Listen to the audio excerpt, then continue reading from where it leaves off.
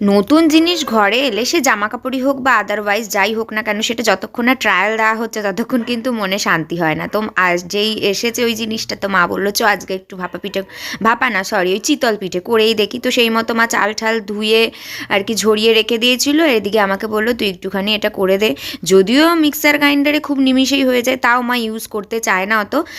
মা বলে কি যে দূর এখানে ব্যবহার করব আবার এটাকে ধুয়ে টুয়ে পরিষ্কার করে রাখার থেকে আমার শিলনোড়ায় বাটা অনেক বেটার। যাই হোক, তো এখানে দেখো ব্যাটারটা করে নিল আর এখানে এইটা বসিয়ে দেওয়া হয়েছে। বসিয়ে দেওয়ার পরে একটুখানি মা একটার মধ্যে তেল দিয়ে মা বললো ওই একটা ওই বেগুনের বোটা কেটে দিয়েছে, তো বললো একটুখানি সব জায়গায় তেলগুলো ছড়িয়ে দে। তো আমি সেটাই চেষ্টা করলাম আর ব্যাটারটা এখানে সুন্দরভাবে দিয়ে দিচ্ছে। দেখতেও কিন্তু খুব অসাধারণ লাগছে, একদমই অল্প মতো করে জাস্ট দেখা হয়েছিল যে ভালো হয় কি না। সত্যি এত ভালো আর এত কম দামে পাওয়া গেছে।